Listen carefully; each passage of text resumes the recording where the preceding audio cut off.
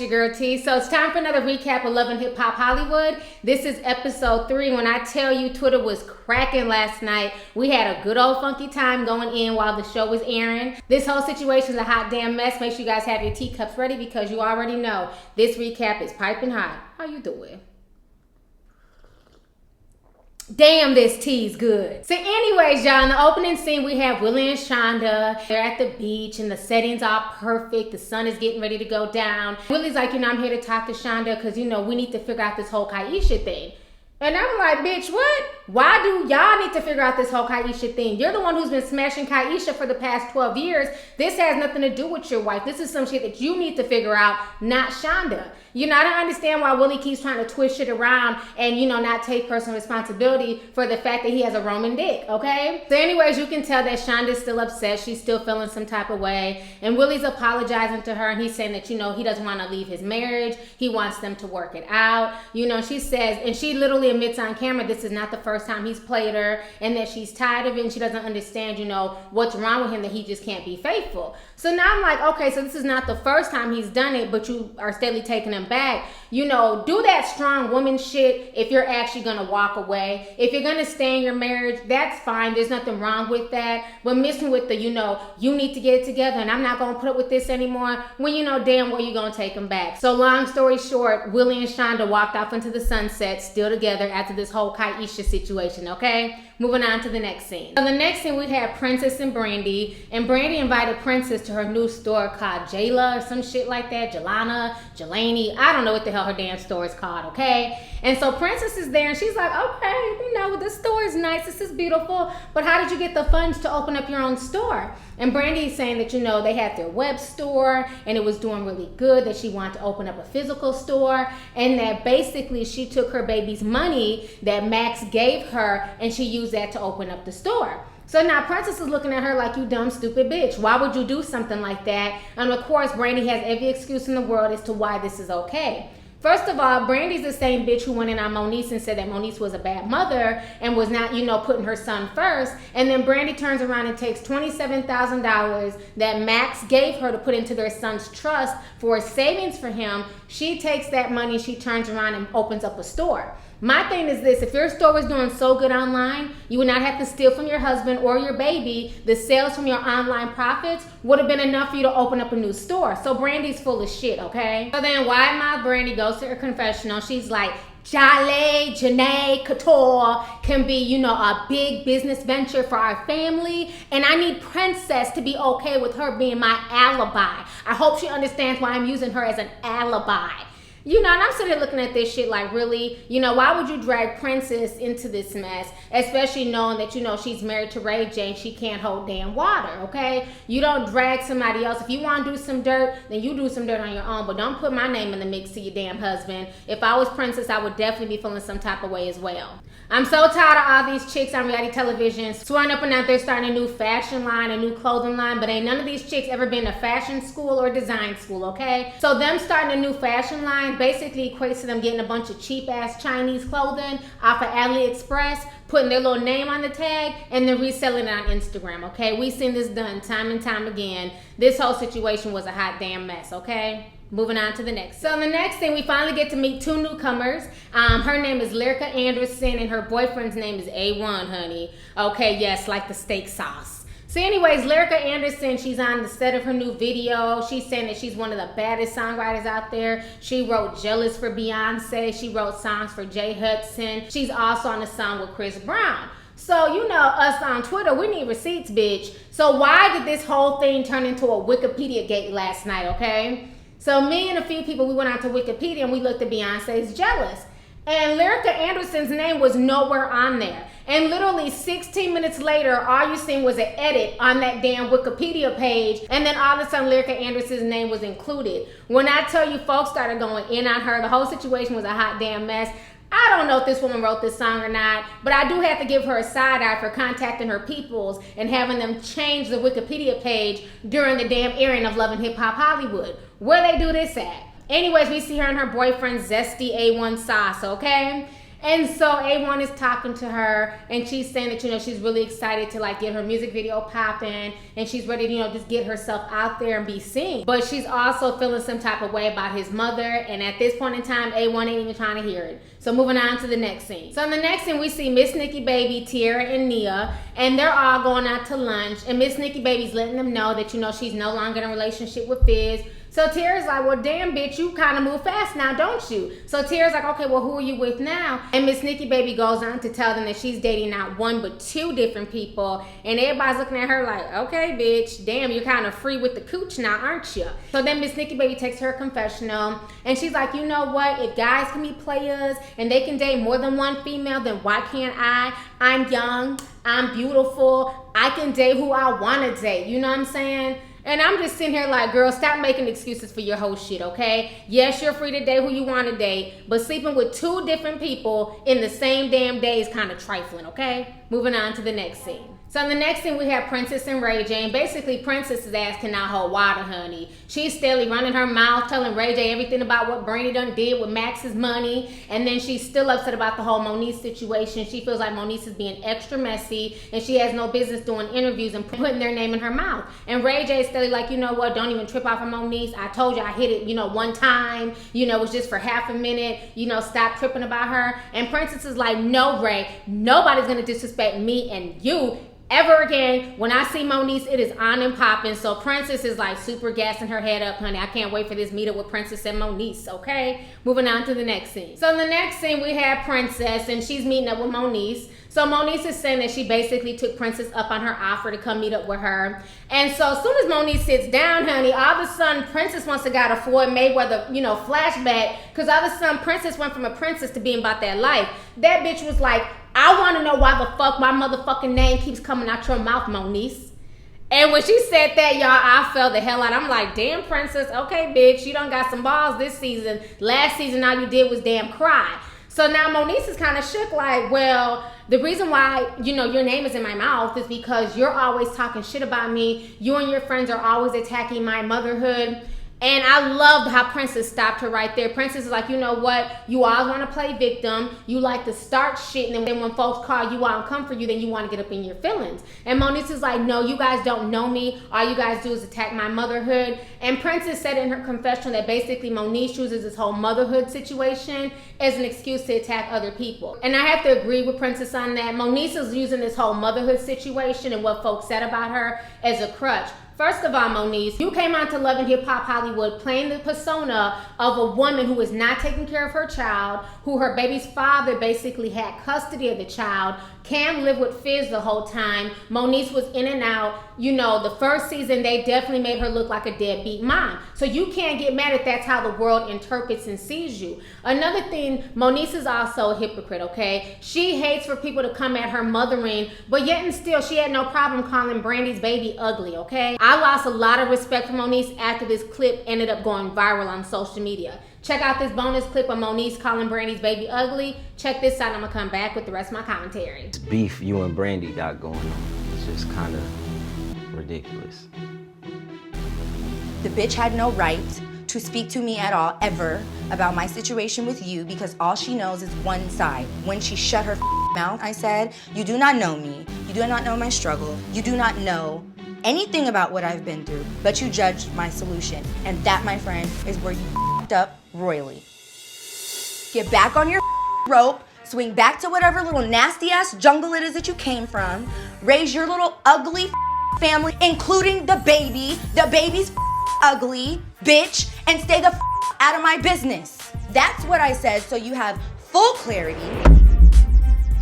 All right, so you guys just saw Moniece being fake as hell. So it's funny that she has no problem calling Brandy's baby, who is innocent, who has nothing to do with any of this bullshit, ugly. But then when people come about her mothering, not even talking about her son Cam and his physical appearance, she gets up in her feelings. You know, I'm glad that Princess called her out. Moniece is full of crap. And it was funny when Princess jumped up like she was about to beat Moniece's ass. Moniece made sure to get her ass up and skedaddle out that damn restaurant. Moniece didn't want it with Princess. On this day,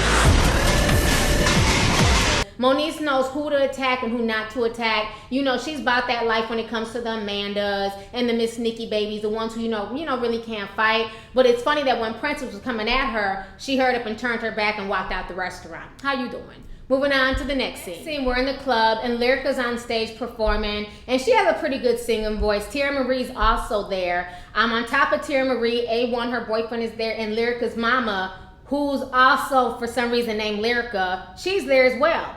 And so she's there singing in the audience and, you know, singing all loud and shit. And her mama can sing, I'll give her that. But her mama seems to be a liar just like her damn daughter. Her mama claims that she done some background for Tina Turner and, you know, Stevie Wonder and just all these, you know, famous people. But yet and still she's in the club dressed like it's 1993. So anyways, after she gets done singing, A1 and Lyrica walk up to her and she's saying, you know, daughter, you did such a good job, but I think you should show more skin. You know, you have a really nice body. You should open up your jacket, you know, show more. Guess who got some new titties, y'all? Woo!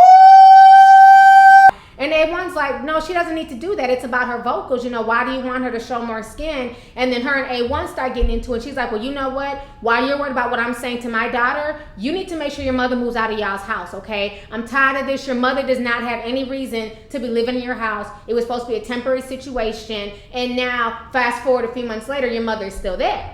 So now her and A1 are just getting into it. They're going back and forth. Lyrica's just, you know, she's overwhelmed. She gets so tired of her mother and her boyfriend going at it. And then on top of that, she also admits that she doesn't get along with A1's mother either. So it's going to be really interesting to see how this plays out. Moving on to the next scene. So in the next scene, we have Ray J, Max, and Willie, and they're all in the studio. And all of a sudden, Ray J starts singing his new song called Cheat.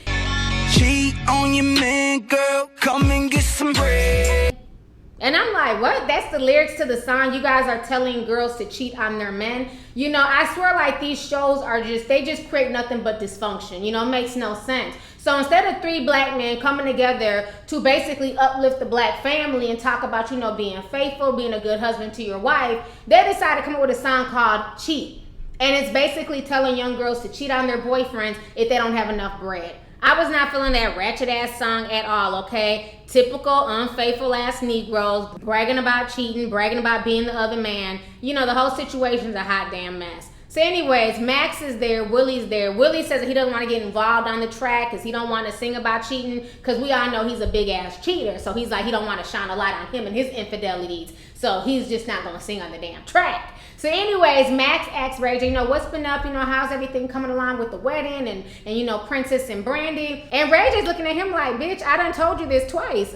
We've only seen Brandy one damn time. Princess ain't running the streets with Brandy like that. So Max is like, something ain't clean in the buttermilk, bitch. You told me this last week. And once again, Brandy's been leaving the house every night. And for some reason, she's saying that she's with Princess, and you're telling me that she's not really with Princess? I think we need to damn investigate. So I'm just sitting there laughing at this whole fucking scene because it's so obvious that Brandy's up to no good. And Max says that normally he would not trip on anything that Brandy's doing because he knows that Brandy's like, you know, not cheating on him. You know, God forbid the woman cheats, even though the two of them in the studio producing and singing a track called Cheat. So he knows his girl's not a cheat, but he feels like something ain't right. So Ray J decides to help him out. He's like, you know, I don't know what's going on, but I will help you out the best way I can. I'll come with you. We'll try and figure this out together. So Max is like, okay, cool. We're definitely gonna get to the bottom of this. Moving on to the next scene. So in the next scene, we have Little Fizz and Moniece. And Little Fizz is sitting here packing up some empty ass boxes, honey. He said he got to fucking go. He's tired of the bullshit with Moniece. And Moniece comes home on him while he's trying to pack and sneak out the house. And Moniece all of a sudden goes into, you know, crazy quiet mode. And she's like, what are you doing, Fizz? Are you not gonna eat dinner with me and your son tonight? And Fizz is like, no, bitch, I'm getting the hell up out of here because you're crazy. You're sitting here telling folks that we're gonna have another baby together. You're messing up my relationships. I should have never moved in here. And Moniece is like, so what? Nikki does not care about you. She said that you guys weren't even that serious, but you're sitting here defending her. And then she's like, so what if we have another kid? It doesn't mean that we have to have sex. And Little Fizz is like, it's not about the sex, Moniece. I don't want to have a baby with your crazy ass, okay? Now, he didn't say that, but that's how he was looking. I will give Little Fizz this, even though his haircut fucks me up. I will say he is a good father. He takes very good care of his son, but he can also come off as hypocritical. Now, he started going off on Moniece, saying that she's messy. She done caused a bunch of drama with Max and Brandy, and now she's online bragging about smashing Ray J, who's one of his friends. And Fizz feels like, that's not a good look. What happens when their son Cameron gets older and he decides to Google and he sees videos of his mom talking about who she done smashed? Sit up here and tell the whole world who you been f***ing so our son can go on the internet when he gets older and see that. You don't have no concern for nobody, yo. And it's just out of control. You a loose cannon. I agree with him. But, Little Fizz, you're being a hypocrite because last season, you yourself were on here treating women like hoes and going from one chick to another chick. And the little girl that you was with before, the one that you played for Miss Nikki Baby, you called her an appetizer. You know what I'm saying? You basically allowed her to move into your house, and then you treated her like shit, then you dumped her, and then you got with Miss Nikki Baby. So to me, you're not as respectful to a lot of these women as you claim to be. So you want to get up on Moniece, but again, you have to sweep around your own front door before you talk about Moniece and how she's carrying herself, because when it comes to that department, you're not carrying yourself much better. You know what I'm saying? Both of you guys have said some trifling ass shit on camera that your son can Google and look in a few years. That's fine, but I'm just telling you this. I'm gonna tell you, you gonna shut the up is what you gonna do, because you a little lying ass. She was hurt. She was hurt. Well, you gonna get your You gonna get like that, Nikki, and you damn sure not gonna talk to me like that, because I'll beat your ass. Really, this is what she made me take it to your house. Hold up. You have all that. You take it to no man's house. Don't touch me. Touch me. I'll go when I'm ready to go. Get up out of here. You're not gonna touch me. You're not gonna touch me. Get up out of here, You're not gonna stupid ass touch me. bitch. You're not gonna touch me. I'm a bitch. Yeah, you I'm a bitch. I'm Putting a your bitch. hands on me, you got I'm me. a bitch. So they both need to watch that. Anyways, Little Fizz ends up packing up his shit, honey. He ends up moving out of Moniece's house, and Moniece is just left there looking stupid and dumbfounded. Moving on to the next scene. So in the next scene, we have A1 and Lyrica, and they're on the couch, they're in their condo, and they're making out. Lyrica's, she's tipsy, bitch. She done had about 4, glasses of wine. This bitch is ready to get it in, honey. She feels hot and sexy and ready. And A1's getting all excited. Okay, first of all, can somebody tell me what is up with all these guys being so gender fluid, okay? First of all, why does A1 sassy sauce have his nails painted black? Not one finger, honey. All 10 fingers are painted black, okay? On top of that, he's wearing a pearl necklace with some pearl earrings, looking like Angela Lansbury. I'm like, when did guys start wearing pearl earrings and pearl necklaces? If that's not bad enough, he is also walking around this bitch with platinum blonde dreadlocks, okay? I don't understand it. Can we leave the pearl necklaces and the nail polish to the women, okay? Thank you. So while they're making out, he's getting all hot and getting ready to pitch a tent, all of a sudden his mama walks in like, do. What's up with y'all? What y'all doing? Damn, you not gonna knock? Like, she just walked in like they could have been getting in and on the couch. So now Lyrica's irritated because you can just tell Lyrica does not like his mom. They're steadily going back and forth. So Lyrica goes in her confessional. She lets us know that she does not like A1's mom. She's like, she's moody. You know what I'm saying? She don't speak in the morning. And then she treats me like I'm the guest in the house as opposed to her being the guest in the house. And she tends to forget that my name is also on the lease. So this is not just her son's house. This is also my place. What the fuck? So instead of the mama taking her ass to the bedroom, she asks her son, are you hungry? Do you want me to cook? And he's like, yeah, mama, go ahead and throw down. So now Lyrica's like, well, what the fuck? You know what I'm saying? Me and you was about to get ready to have a smash session, and now you about to eat with your mama? So Lyrica's like, you know what? Y'all can go on ahead and y'all do y'all. I'm about to go in the room. So now the mama's like, bitch, you got a really shitty attitude. Is there something wrong with you? And Lyrica's like, well, the problem is that when you first moved here, you were supposed to be gone within 2 weeks. And the mama's like, I ain't got to do shit. I ain't got to be gone. I cannot stand ghetto ass ratchet mothers. And this is all I ever see on this Love and Hip Hop series. You have a lot of bitter, single, older black women who be on these shows basically demasculating their sons. It's like, your son is a grown man. Let him handle himself as a grown man. Why are you there? If anything, you're his mother. I can see, okay, things happen. You need a place to stay. But respect the fact that that's his girl and that's their house. The whole situation was just ratchet with them going back and forth. And the mama's like, you know what? First of all, my son spent a lot of money on how you look. And Lyrica's like, I spent money on my damn self. And the mama's like, everything you see here is a 100% natural. Natural titties, natural ass. And Lyrica's like, yeah, and that gut is natural too. She's like, I ain't got no gut. And all of a sudden the cameraman was like, So why is she checking? It's 100% why is she checking real. for what I'm? It's not fake. You need to suck that gut out. That ain't 100%. Girl, where the gut at? You need Look. to suck that gut, boo. Look, that where- ain't 100%. where the gut at? Suck that gut ain't Let me 100%. see. Do you see Over a there gut? looking 9 months pregnant. I I fell out because the cameraman panned right down her gut like yes, you do got a gut, Bia, okay? You know, that whole situation was a hot damn mess. So Lyrica's basically telling the mama she needs to suck her gut out before she comes for her. And the mama's like, you need to shut the fuck up with your fake ass body. You and your mama, you think you Aaliyah, and your mama thinks she Tina Turner. Y'all ain't shit, can neither one of y'all sing. And I'm like, damn, this bitch got a deep ass voice. Your mama and y'all. I think I'm Miss Diva. I just live my life. We wanna be stars. Yes, because are you Aaliyah? Are you a singer? You're not Leah. Are you a singer? Is your mama Tina Turner? Are you a singer? Is y'all getting paid? Are you a singer? Cause ain't nobody Tina Turner. They try to sound like it.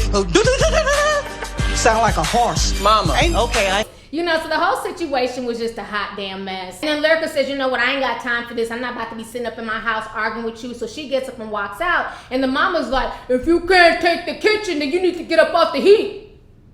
I'm like, is this bitch for real? I fell the hell out when she said that. I'm like, no, bitch, it's supposed to be if you can't take the heat, get up out the kitchen. She said it completely backwards. This woman seriously has issues. Let me know what that top ramen talking about. You can't stay in the kitchen. Get your ass up out of here.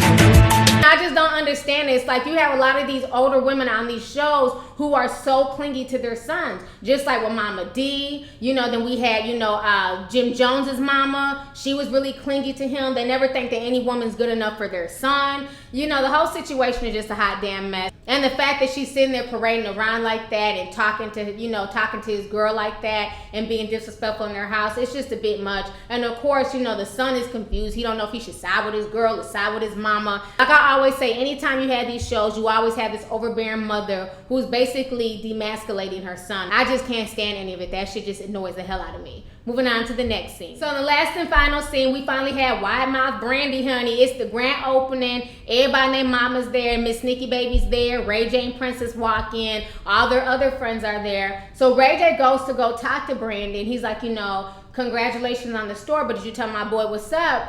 And Brandy's like, well, no, he's gonna find out tonight. So Ray J goes in his confessional. Ray J starts going off. You know, I don't feel right about this. How am I gonna sit up here and congratulate Brandy and she ain't even told my boy Max about spending that $27K? You know what I'm saying? This is some janky ass shit. And I'm like, calm the fuck down, Ray J. You're a little bit too pressed for a situation that don't have shit to do with you, boo. Ray J is so damn extra, honey. He literally has no storyline. So anyways, lo and behold, all of a sudden while Brandy's on stage talking about this store and how, you know, it's been so much work, it's been a long time coming. Y'all could have went shopping anywhere else, but y'all chose to come and shop with me in my new store. So while she's giving her stupid ass speech, all of a sudden Max walks in. And Max is like, what the hell is going on here? So Max takes his confessional. He's like, what the hell is going on here? You know, I walk into the store. Brandy told me this store is supposed to be for someone else. It's supposed to be for, like, you know, friends of ours. And I'm looking, Brandy's on stage, you know, playing MC. She's talking about this store. You know, I don't get it. What's going on? So now, you know, Max walks in. Brandy tries to play it off. She's like, oh, you know, everybody look at my, you know, handsome husband. He's there. So she jumps off the stage and she goes to go talk to Max. So they start talking about this entire situation in front of everybody. And when I tell you, everybody named Mama grabbed their damn teacups, bitch, and was sipping slow. Damn, this tea is good. I fell the hell out when I seen Ray J's ass jump behind them hangers and he was watching everything unfold. I'm like, ooh, this cast is super messy and they don't even try and play it off, honey. Everybody turned around, did not one person blink. Everybody had their teacups. So Max was like, you know, what is this? Like, you know, what are you doing here? I thought this was your friend's store. You know, how come everybody knows about this but me? And Brandy's like, well, you know, we both are invested in this store. You know, you're half owner of the store. And Max is like, fuck is you saying? Like, how am I half owner of this store? I mean, did they just give us the store out of the kindness of their heart? And Brandy's like, well, no, I took some money and I invested into the store. So Max is like, what money did you take and where did you get the money from to invest in this store? And she's like, I want you to be happy right now. We invested 50% into this store. You're not acting like you're happy right now. I need you to calm down. And Max is like, no, I'm not gonna calm down. Where did you get the money for this store? So Max is like, bitch, where did you get the money for this? And she's like, this is all for you. And he's like, once again, bitch, where did you get the money for this store? And she's like, well, that's the part that I need to tell you. The money that you gave me for our son's trust, I put into the store. And Max is like, bitch, what? by her little neck and just strangle her. But Max, being the man that he is, honey, he was like, I ain't gonna take this shit. And Max just runs out the store. And Brandy goes running behind him like a crazy woman. She takes off her shoes and she's like, no, you can't leave. And then she has the audacity to jump on top of his Maserati, honey. This scene had me cracking up, bitch. Watch this scene real quick. I'm gonna talk to you later. What's your question? When the fuck I ever told you no? No. When I ever said no? It's not about when the fuck have I ever said no? So why would you spend some money for my son and not tell me the fuck Because you, I didn't think you would. I didn't want to tell you. I'm not done talking to you. Nah, I'm good. What is you doing? It's for us, man. No, no. Don't do that. Don't get off my motherfucking car. Now, really? Leave me. You want me to go to jail in Inglewood? No. Oh, God. No, no, no, no, no, no, no. I swear to God, I don't want this man like this. So she jumps on top of the car and she's screaming like a mad woman, jumping up and down, throwing a tantrum. You know what I'm saying? Max ends up basically just zooming off. He's not here for it. And then she takes her confessional. She's like, you know, I want him to understand that I put the money in the store. It's an investment for our family. You know, still not understanding what she did wrong in this situation. But like I said, I felt the hell out because the cast was nosy as hell and they made no apologies for their nosiness, honey. They just sat there sipping slow, watching all this fuckery unfold. Princess and Ray J was standing there with their fucking teacups watching this bitch jump up and down, jump on his car, throw a tantrum. Nobody feels sorry for Brandy. Brandy's stupid ass tears remind me of that damn crackhead from A&E when he got the damn crying. That's what Brandy damn reminded me of.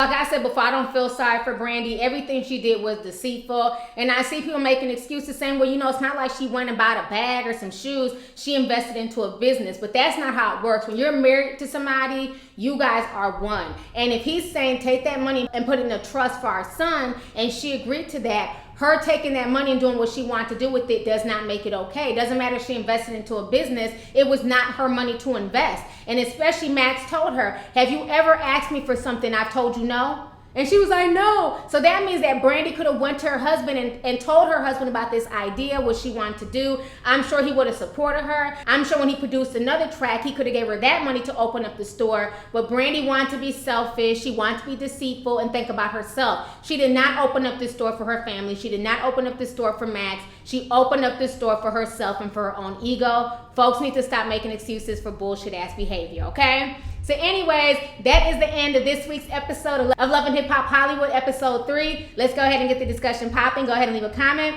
Let me know your thoughts on this week's episode. What was your favorite part? What was your least favorite part? And then how did you guys feel about the whole situation with these new characters, Lyrica and A1 Sassy Sauce? And also, how did you feel about Brandy's tantrum that she threw after Max basically walked out her event? So let's go ahead and get the discussion popping. Go ahead and leave a comment. All right, deuces. Hey you guys, it's your girl T. Make sure to subscribe, like, and share my videos. You can also visit Lovelyti.com to purchase any merchandise.